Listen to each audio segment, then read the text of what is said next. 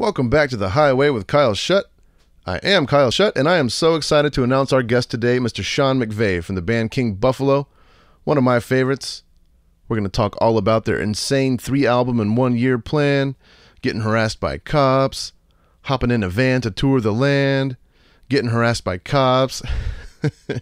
We really let the boys in blue have it this week, y'all. As always, if you like what you hear on the program, go ahead and hit that subscribe button. Hit that little follow tab. Anything you can do to make sure you don't miss an episode, it really helps the show out. And if you want to go one step further, you can find us at patreon.com/thehighway. Get yourself some sweet Kyle Shutt merch so you can wear me home. Get yourself a virtual guitar lesson from me once a month. Help me put some beer in the fridge, and really just help me keep the lights on. We also got to give a little bit of love to our sponsors, Heil Sound, because if you like the way I sound, it's because there's a Heil in front of me.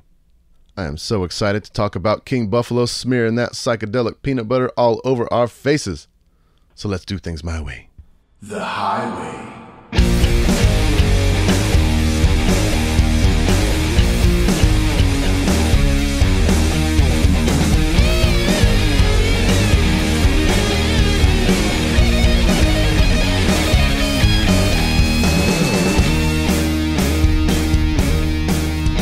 Hey, Sean, what's up?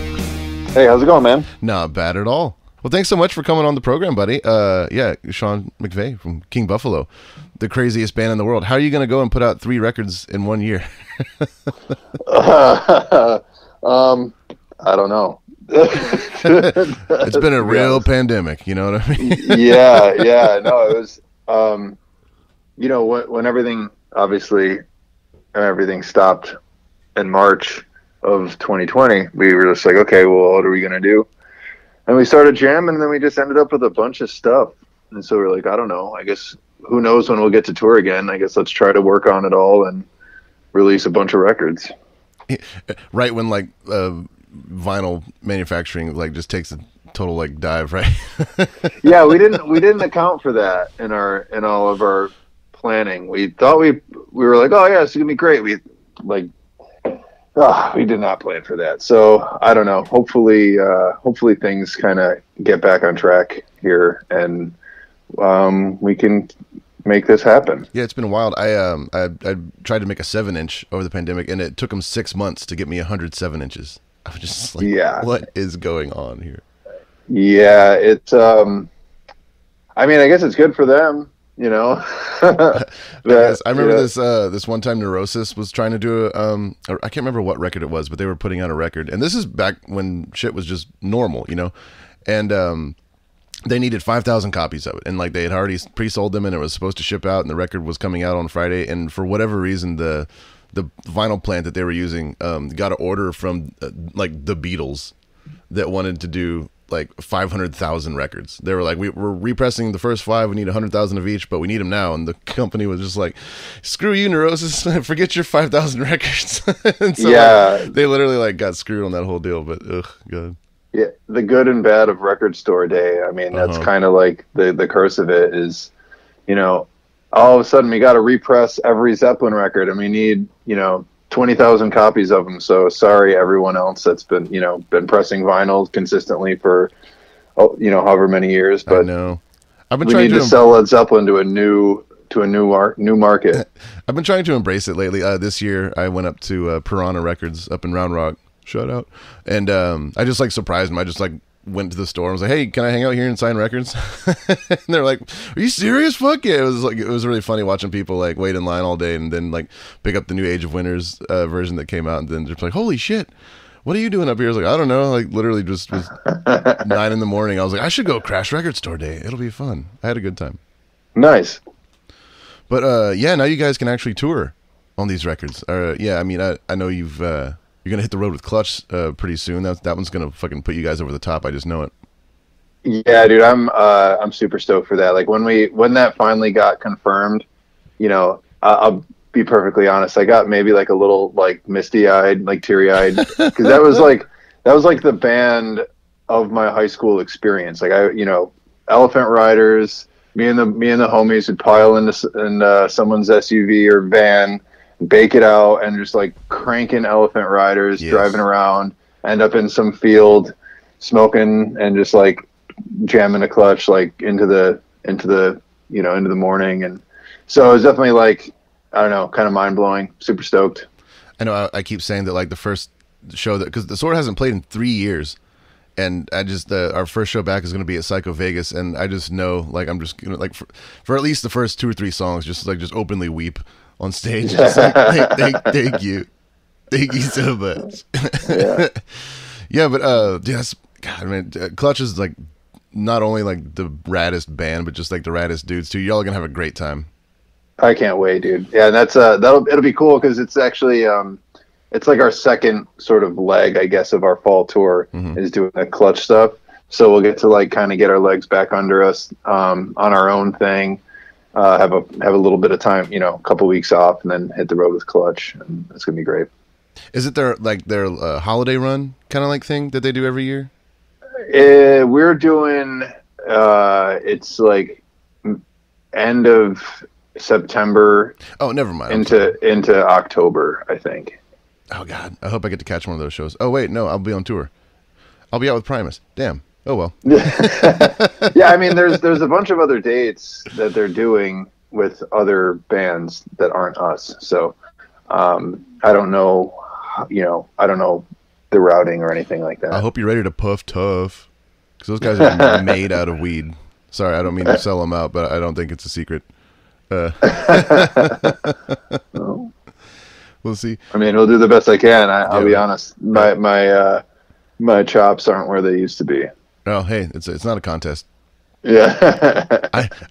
I know exactly what you mean. Weed's like fucking stronger than ever these days. I got this shit called GMO. It just like knocks my ass out. Like I can't smoke it. I'm just like, dude, I don't know if this is real or if this is just some bullshit around the internet, but I think it's real. I think the science makes sense. I saw a picture of something. It was just like a rock, like a big, looked like a quartz rock, and it was all like scientifically extracted and then hardened like THC crystal.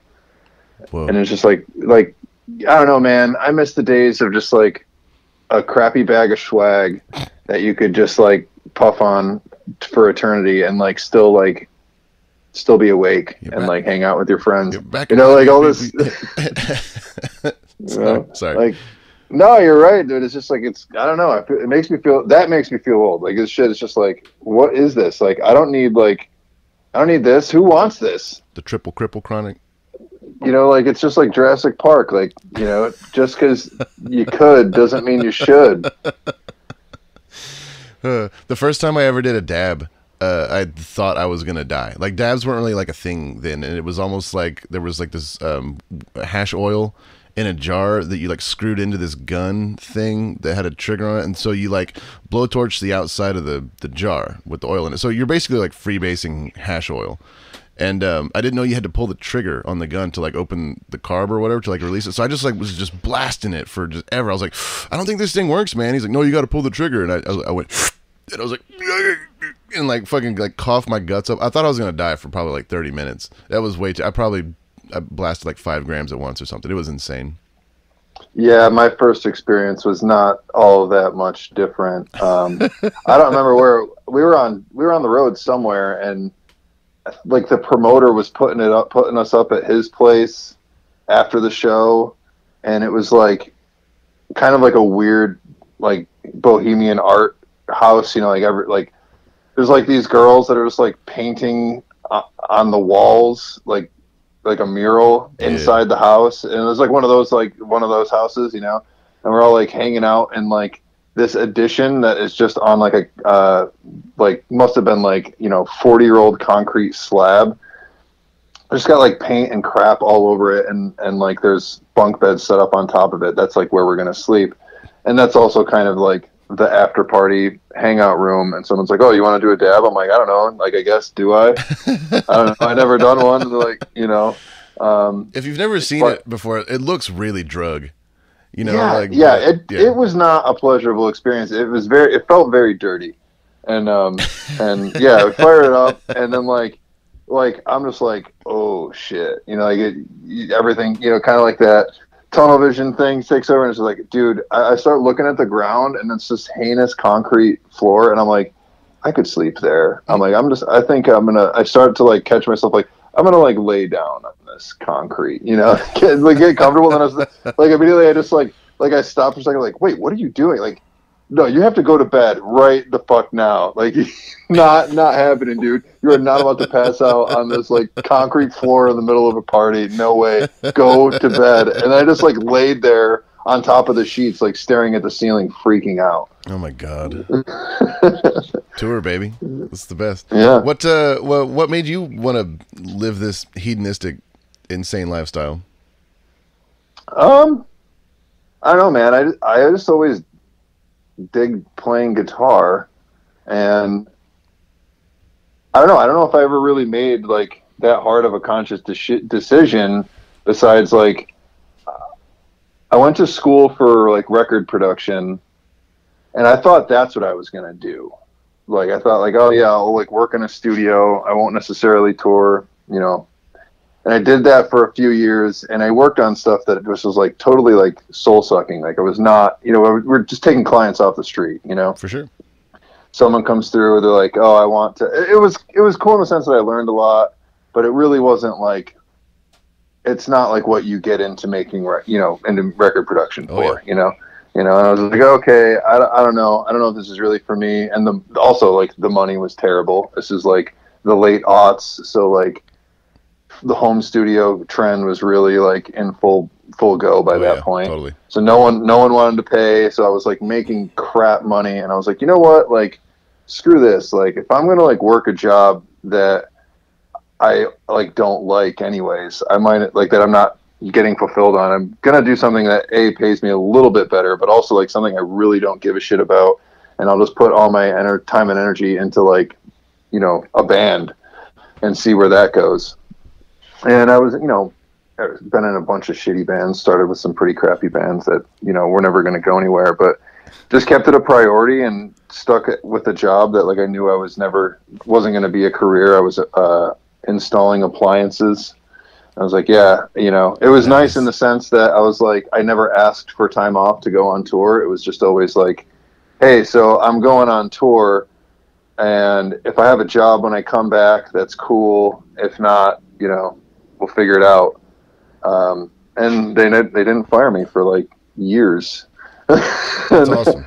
Yeah, and then it just kind of kept growing. I don't know if that answered the question. No, I mean that's how it gets in there. I mean, because the reason I discovered you, I've talked about this before, but on the Ben McLeod episode when I brought him on, but yeah, he called me up and was just like, hey man, I've been managing this band and they're really great, and I think they would be a great fit for y'all. I know you're going to tour a bunch, you know, lately, and that, you know, and I had been in that position too when I was managing American Sharks, and, you know, calling up Clutch, you know, to get favors, just trying to get, you know, a band that's worth it on tour. So I had a lot of sympathy for him and where he's coming from, but also like the Sword had already been talking to like 4 other bands that were already going to take on these tours, and I was like, tell you what, man, like, if, you know, they're first in line if everything else falls through, no problem. And, you know, I'd never even heard you guys at that point. I was just, you know, I trust Ben, and that's just how you roll sometimes. And all 4 of those bands, for whatever reason, like, fell through, and I called up Ben. I was like, your boys are up. Let's do this thing. And so that's when we met. Yeah, on the first leg of the Youth Future Tour. That was awesome. That's funny. Yeah, that's cool. That works. Yeah, I kind of even forgot that there was a short time where Ben was our, in finger quotes, manager. Mm-hmm.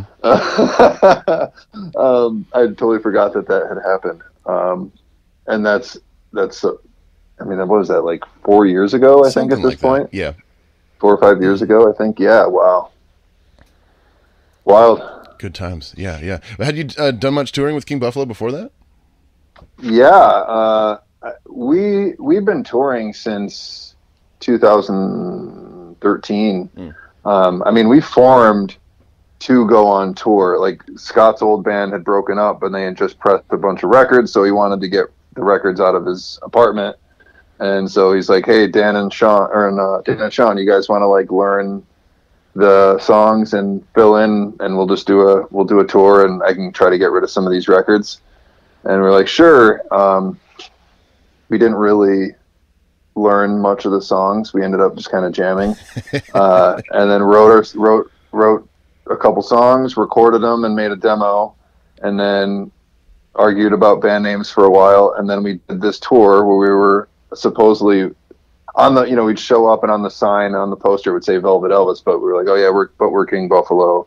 And that first tour was actually with All Them Witches. Nice. Yeah, it was wild.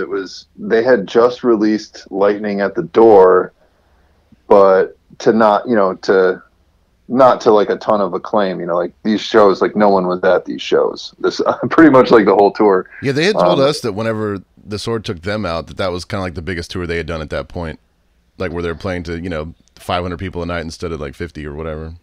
Yeah, yeah, It was crazy because they blew up after that. Yeah, I mean, they made that even so, like that record, they didn't even have vinyl. They just pressed it up on CD, and like it was shortly after that our first tour, and it was not their first tour. Then I think they got picked up by New West, and things started to really kind of like take off and blow up for them. But yeah, we all piled, both bands. Our van had broke down right before we were supposed to leave for tour. So I begged and borrowed my uncle's RV, and both bands piled into the RV. Damn. And it was like, it was super fun, man. We definitely fucked that RV up though. like trying to drive this big ass RV with a comically small trailer on the back of it, but this big RV through like old streets in New Orleans. Jesus, how big was it? Like a 30-footer or like? I think it was about a 30-foot. It wasn't like a tour bus or anything. Like not one of those like big ones. Yeah. I think it was like, I think the engine was like a 450, like the E450s or something like that. But it was still big enough. It was the biggest vehicle I had driven at that point. And dumb shit like scraping signs and like ripping the awning off and like that sort of stuff. But it was super fun, man. Like I said, that was my first like finger quotes real tour. Yeah. Longer than like 4 days. And I don't know, that's kind of like when we got the bug. And how bummed was your uncle when you got back? He didn't care at all, man. He was so cool, honestly. Like, cause like I was a little apprehensive about taking it, and he's like, honestly, I don't really care. You just better come back with some cool stories. And I was like, all right. Nice. And then it was all pretty much like minor cosmetic stuff that could be fixed. And I offered to pay for it. And he was like, no, seriously, don't worry about it. I'm just glad that like you got to enjoy it, and got to do this cool thing. So yeah, it was great. Yeah, that's rad. Velvet Elvis, huh? That's a good band name. But King Buffalo, I can see why you would want to change it if you're not the dudes in the band anymore. But yeah. No, I mean they had already released a couple records, and we didn't. It would. Yeah. Nah, that would have been awkward. And like we're friends. I'm friends with all the people from Velvet Elvis, and like, I don't know, it'd be awkward. It'd be awkward to be piggybacking on their name. Right. Is there ever? Because I know y'all are from Rochester, which isn't far from Buffalo at all. Do you ever get any weird people that are like, "Why'd you name like?" Like city rivalry or some shit. We used to all the time. We used to get like, we're not even from Buffalo, or people just assume we are from Buffalo, and we're like, yeah, we didn't think this through, man. Like we needed a name quick. Like like I said, we formed and we're on the road within like 6 weeks. So it was like, need a fucking name quick, and so we didn't really think it through. And I don't know. Now we don't really get that sort of thing anymore. But band names, man. New York, people take that shit seriously, man. Are you still in the white van with the bunks in it and shit? Yeah. The Ford, the Transit, yeah. Yeah, I was gonna say that's like for up and coming bands, like that's the way to do it. Like just instead of getting the what do you call it, the band to go busting or like, tour bus is out of the question these days, or just a van and hotels and this and that. All that expense. Just get a Transit, put some bunks in there, and just live in that thing. That's what Royal Thunder did. That's what y'all did. I mean, that's how you have to roll these days if you want to make it. Dude, I honestly, I prefer it too. Like we've done tours, when we go to Europe, obviously we don't have our van, and we've done tours in like the Vario sleeper vans, and that was nice. But we've also done tours with just the Sprinter and like hotels. Mm-hmm. And I think I like having like one bed every, like there's something to be said for that. Like when we've done tours where it's like, oh, you get a hotel room every night. Like, I don't know. it's not, you don't quite get the same level of sleep. It's nice to kind of have like a little, even though it's just a little cubby, it's just a little bunk that's like, this is my home for the next month, you know, Yeah, totally. as opposed to like checking into a hotel at 2 a.m, sleeping, getting up, showering, running out the door by, 8. 10 or 11 or whatever, 8. Yeah, it's like, I don't know, it's nice to, I like having the sleeping in the van. It can get a little hairy, like with weather here and there, but like you can, at that case, we'll just get a hotel room. If it's going to be like 0 degrees, we'll get a hotel. Yeah. Yeah. Royal Thunder got popped in Canada because like this cop pulled him over and then like looked in their van and was like, there's no seatbelts anywhere. There's no, like you can't be rolling down the highway in this thing. This is ridiculous. And he like made them like wait in the whatever like gas station while somebody else came to pick them up. This is like in a foreign country too. You're like, what are you doing? Like the cop is hassling you in a foreign country and he won't let you leave. And cause he would only let like 2 people sit in front and drive the van away. So he like the cop waited until somebody else came and got him. And then like even followed him down the highway for a little bit to make sure like nobody got back in the van. So they had to like get the promoter to like give him a ride to like London, Ontario. And then finally the cop left and they're like, all right, get back in the van. That is outrageous. Like I don't know, we've been pulled over a bunch and never had anything like that. And I don't know, that like pisses me off to be honest. Like, I don't know. We have, I mean, I guess I don't know how much of this I should be divulging. We do have 2 captain's chairs in the back, but they don't have seatbelts. But I guess maybe like if they see the captain's chairs, they're like, oh, they don't really look for the actual seatbelts at that point. Man, we had this weird fucking thing happen to us one time. We got pulled over. This was in northern Mississippi, like outside of Memphis. I mean, this is like well over 100 miles away from any sort of international border, which is the only place that Border Patrol has jurisdiction, is within 100 miles of an international border. And Border Patrol pulled us over. We're like, what the fuck is this? And seriously, had no jurisdiction. I don't know. I'm not even sure if it was a real cop. But a dude came to the window and was like, yeah, we saw y'all swerving back there. And like, I'm sorry. Like, we were not swerving at all. This guy was clearly just sweating us because we were in a van with a trailer. And he's like, oh, so how many people you got in there? We're like, 7. He's like, you could see the fear in his face. He's like, 7 people?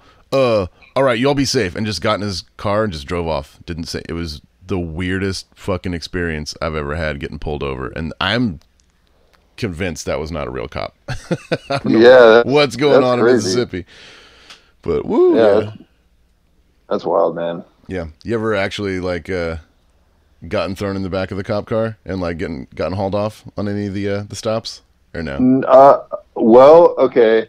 I've gotten pulled into the back before. Nothing happened. Honestly, this guy just wanted to talk to somebody. It like was the weirdest thing. I think it was in like Alabama or something. And like, he pulled us over and, came and talked to us for, I think, we had an issue with one of the lights on the trailer was acting up or something. It was just bizarre. Pulls us over. I'm driving. He's like, all right, I got to run some paperwork. Do you mind actually stepping out of the vehicle? And I was like, oh, okay, shit. I get out of the vehicle.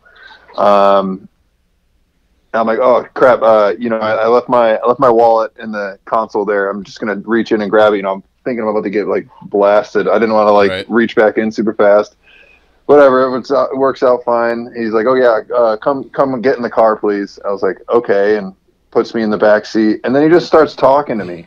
He's just like, oh yeah, man. So y'all a band like from New York? Like, yeah. He's like, oh cool, man. I once pulled over this big old van, and turned out it was Weezer. And he just like telling me, he's like, yeah, man, I pulled them over, and like they were like the coolest guys. We just like chat the shit for like 45 minutes, and I'm just like, dude, you ruined their day so bad. God. Like I know you think you just like made friends, but they're just being nice. Like no one ever, even if they're doing nothing illegal, wants to be like detained by police officers for 45 minutes just to talk. Like what the hell, dude? Like it's like the root. It's like emotional terrorism. Yeah, dude. Like that's crazy. So nothing happened with that. Like he ended up, he's like, okay, here's your license. Everything checks out. Just get that trailer lot looked at and you'll be all right. I was like, okay. I mean, thank you for being nice, but like, dude, like, not okay.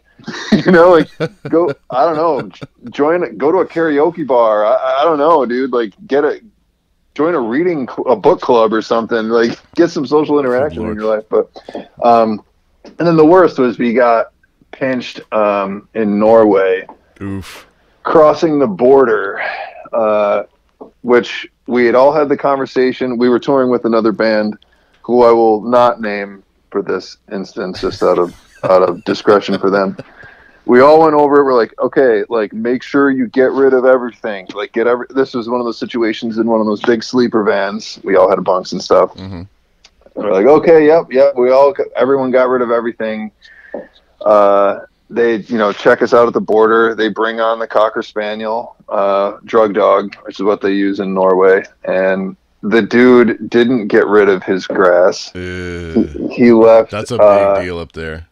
Yeah, well, not in the country, but crossing the border. So, like, he had a nugget that he had stashed under his mattress. So they found that, and then they found. Well, first, what happened? So one of the dudes had a pouch of tobacco that apparently he, like, rolled a joint over at some point, and like, some shake fell into the bag of tobacco. Mm-hmm. So as he was walking out, the dog clocked him with his pouch of tobacco. So they were already, like, on high alert. So they took that, and then they searched the bunks, and that's when they found that last nugget. And they pulled us all into the police quarters, whatever, the border patrol. We all had to get strip searched. Apparently, I don't know, they made me do this. They made me, like, I had to get, like, naked and squat down to make sure I wasn't hiding anything in my hairy butt cheeks. And that sucked big time. And it turns out, so they wrote the one dude up for his pouch of tobacco. They clocked it as the whole bag was grass, even though it was just some shake. Good God. So he had a massive fine, and then the other dude got busted for his like little nugget. But they weren't going to let any of us in the country, and we were, like, freaking out. We were obviously on our way to a gig. We were like, I don't know what we're going to do. Like, not stoked. Like, neither of those two people were in King Buffalo that got pinched. So we were a little bit, like, unpleased. Just pleased with the situation. Like, fuck, man, like, we're gonna miss this gig because of this guy. The one guy I feel like was a honest mistake. Like, little shake gets in your pouch of tobacco. You're not really thinking you're about to, like, you're not an international criminal. And so we, like, had to, like, beg, and they finally let everyone else go but those two. So we left and went to the venue, and then the promoter had to go back. And this was like a 2-hour drive. Oh my God. I think it was Oslo was where the show is. I think it was like an hour or two drive from the border, where we were crossing or whatever. He had to go back. He had to go pick them up. And, like, so we sound checked, like, Scott. Well, I guess I might be giving stuff away. Scott sound checked the drums for the other band for them. And, like, we had to, like, fill in to sound check stuff. And the guys showed up, like, 5 minutes before they were supposed to play. They finally got, like, released from the jail and were able to play the gig. It's rock and roll, baby. Yeah.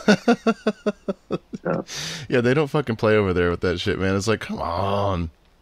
No, I mean, I guess, I guess I kind of get it. Like, it's just crossing the border. Like, it's the same thing here. If you try to cross going into Canada with stuff, you're in deep shit, even though you can, like, go to a dispensary and buy it in Canada. We have gotten hassled so many times. It's unreal. Yeah, I think now too, that, like, it's essentially legalized in New York now. Like, there's no dispensaries, but I'm pretty like you can smoke weed on the streets now, from what I've gathered. But now, especially with, like, the prevalence of CBD, like, now they're even, like, more strict with it than they were before. They're like, you can't bring it. You can't bring it in, right? Either way, like, both directions. Like, you can't bring it, right? Like, it's like, yeah, that includes CBD. Yeah, like, dude, why would I try to cross the border with this shit? You know what I mean? Like, I'm going, like, either direction I go, I'm going to be able to get anything I would want. So it's fine. Like, but they're super anal about it now. Yeah. Well, I didn't mean to just trash cops for 30 minutes, but I mean, It's a big they didn't part write of the going rules. on tour. Big Yeah, part of going yeah. on tour. Oh my god! But yeah, man, that's the life. It's so funny, like how it just used to be illegal fucking everywhere. You know, whenever we would first start touring, and now yeah, now like half the states you can just like walk in a store and fucking buy it. It's such like not a like you're not a bad boy anymore if you smoke weed. You know, it's No. almost like nerd, like, oh, look at these stoners, great. No, it's weird. And like I said, I don't know. I think like it's scarier now, even like driving around, because like I don't know, man. When we get pulled over in certain states, they're like, "Oh, we see you're from New York. How far west did you go?" And it's like, well, we went as far as Texas. You didn't get to California.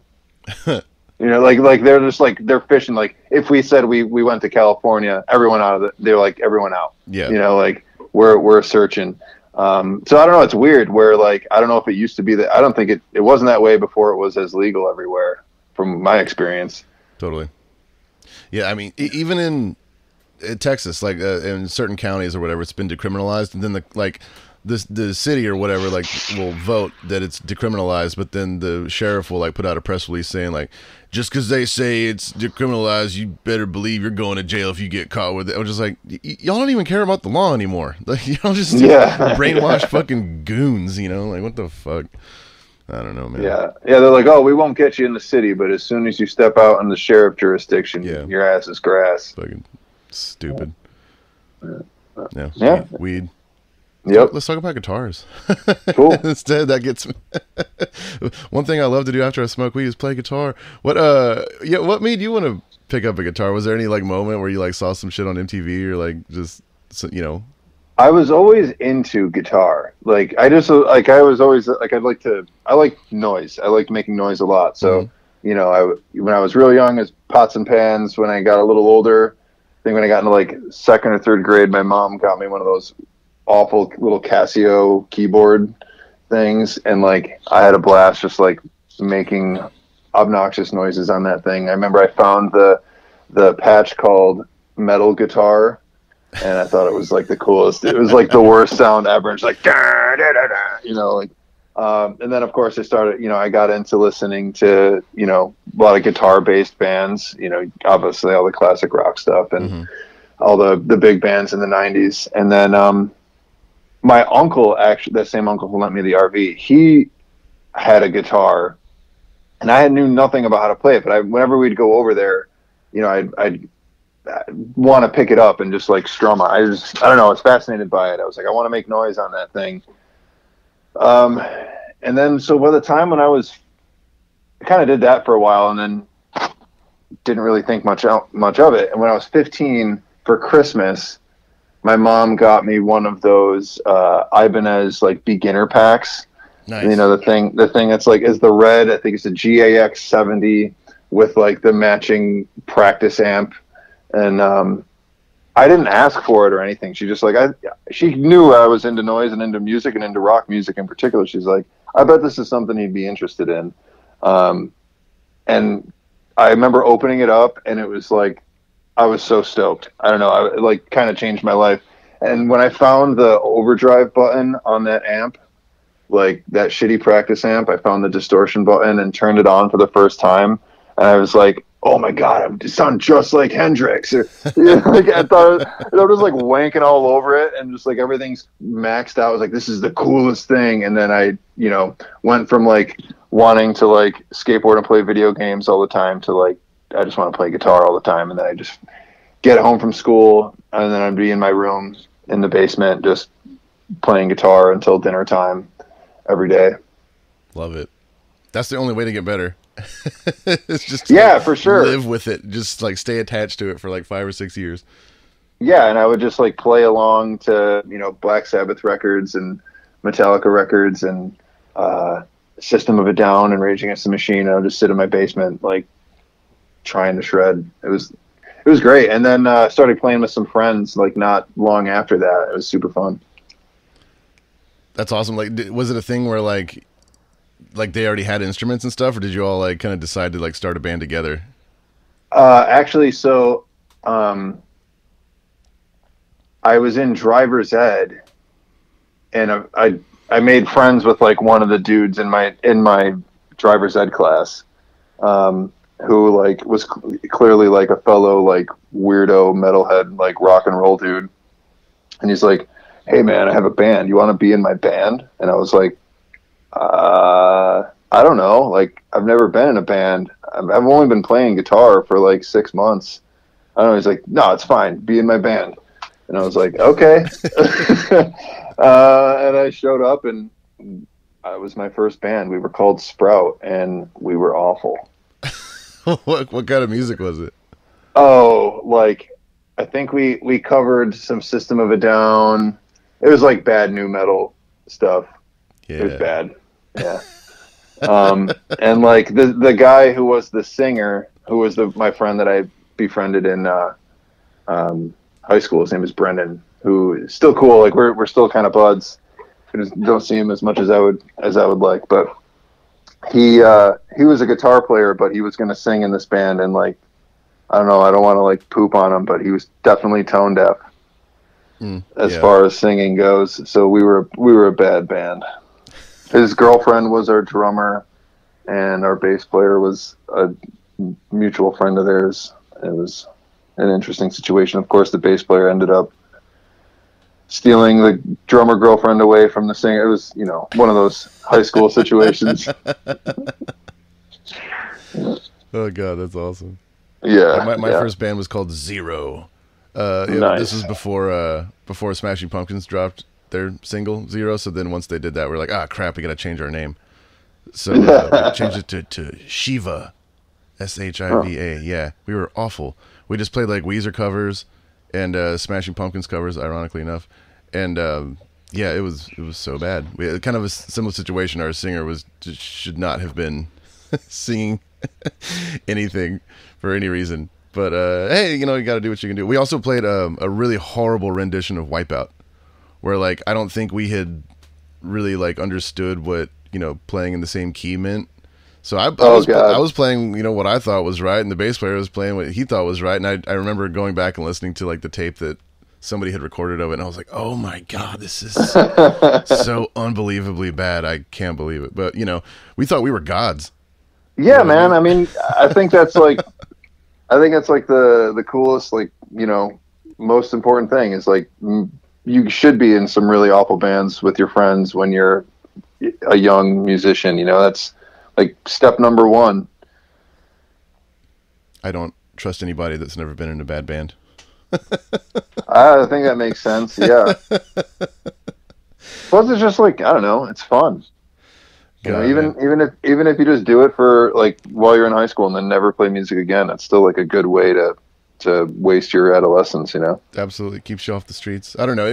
It's funny. Like I don't know if I ever would have smoked weed or anything like that. Gotten into, because most people say like, oh, it keeps you out of trouble. You start a band or whatever like that. I was like, I don't know. That's how I started to get into trouble, man. We just it's like this rock and roll, baby. I fucking love the that element of just like no rules. You just do what you want, leave your whole life behind. I just love it. Yeah. I mean, and I don't know, like there's definitely like it's so funny. Like you said, you felt like you were gods. Like when you're playing that song, that song, and everyone's out of tune, everyone's hitting wrong notes. The drummer is like all over the place with the tempo, but you still feel like you are like Zeppelin in their prime. Like, like you hit that, you do that windmill, and you're just like, fuck yeah. Well, damn, man. I really appreciate you coming on, dude. And I'm really excited to hear the other two records. I love your new record. That I guess it's been out for a little bit now, but it's just y'all are really like honing in your sound. Like the way you like recorded your vocals on this one too was like super like a little bit overdriven and gritty and shit like that. I fucking love it, man. Would you mind if I played a track off of it? No, go to town. What is it? Habitation. What? There's a couple on there that are really good. I'm gonna pick, unless you have a favorite. We can play anything you want. Honestly, I think my favorite, I would say play either Silverfish or Grifter. Grifter, I'm actually pretty stoked on that. That one came out really cool. Let's play Grifter. Sean McVay, King Buffalo, everybody, one of my favorites, and I cannot wait to see y'all again. I don't know how much I'm allowed to say, but just like, you know, Ben got y'all on tour with us as a favor, y'all definitely returned the favor with me and some friends of mine that y'all are going to be taking out pretty soon. So yeah, this spring I'm really excited to see how that goes, and I'm definitely going to make sure I catch the Austin show. And love you guys. I'm really, really proud of you. Love you too, man. Thanks a lot. And yeah, that thing that we can't quite talk about yet should be really awesome. I cannot wait.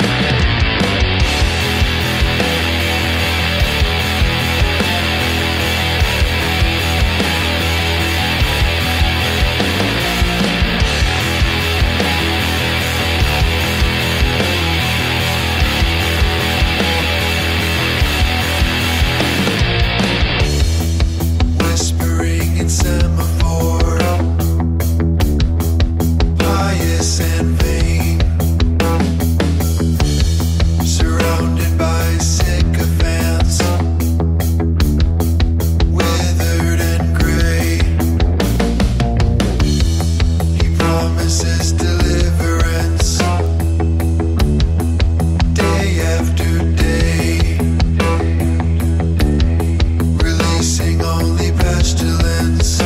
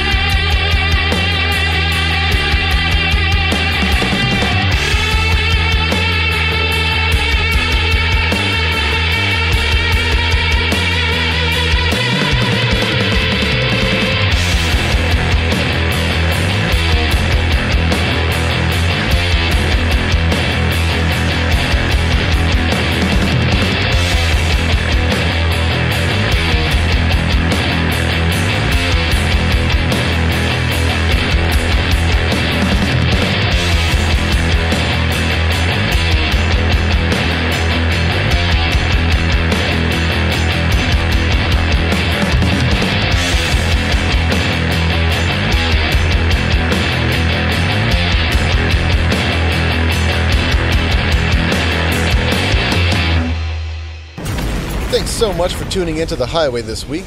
A big shout out to Reverend Guitars, Railhammer Pickups, and Earthquaker Devices. If you liked what you heard, you can follow where you can follow, subscribe where you can subscribe, and if you want to go one step further, you can support us on Patreon at The Highway with Kyle Shutt. For a few bucks a month, you can help us keep this party going, get early access to next week's episode, and even get yourself a shout out.